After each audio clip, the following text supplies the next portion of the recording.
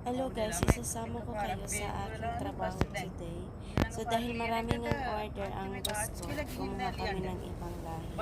So kung maririnig nyo, wala akong maintindihan. Hindi ko alam kung ano sinasabi nila. Pero, ayun, kasi sama ko siya sa trabaho dahil tinitrain ko siya kung paano gawin yung mga trabaho namin. So pinasok ko siya bago lang siya sa trabaho. Pero, okay naman siya, hindi naman siya malikramo sa trabaho, kaya ng trabaho ko. Kaya nanisipan kong kuhanin siya. Ayan, busy sila sa pakipagtsikahan ng aking driver. Kung makikita nyo, hindi siya masyadong showy kasi nasa likod siya. Pero kasama ko siya sa trabaho. Ngayon, nandito kami sa daan. Nasa stoplight kami. At sila'y nag-uusap. Hindi ko alam. Bahala sila sa buhay nila. Busy ako sa kaka-video.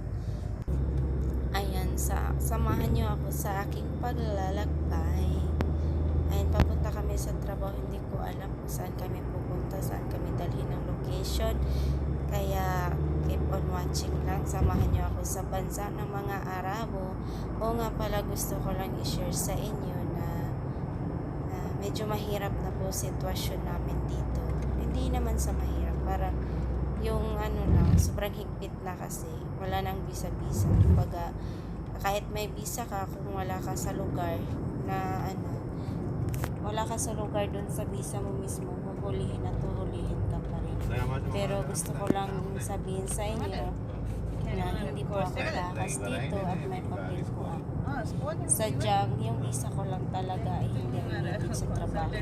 Kasi yung boss ko hindi pa sila makavisa kasi hindi pa ganun kalaki yung business nila para makaano ng license. Kaya patago-tago lang muna. Kung time mo na nahulihin, mahuhuli ka.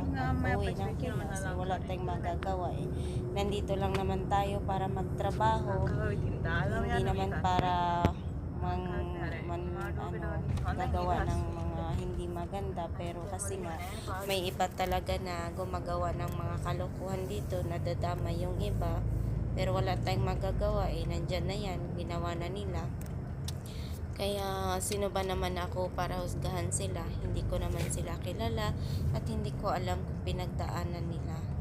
Kaya ayan, medyo malapit na ako sa bahay ng boss namin na pagtatrabahuan namin. Kaya ayan, keep on watching. Samahan niyo muna ako sa aming paglalakbay. Ayan, nandito na kami sa bahay ng pagtatrabahuan ko. Namin pala. Ayan. Ayan. Diyan na yung gate. Medyo malayo. O nga pala, gusto kong i-share sa inyo ang bahay na to. Medyo sobrang pait. Sobrang pait kasi bawal kami mag-video ng sala niya. Sobrang pait kasi left and right ang camera. Sobrang pait kasi kailangan mo pang magpaalam ng submit nila kung gagamit ka ng gamit nila. Kaya thank you for watching. Kung ano yung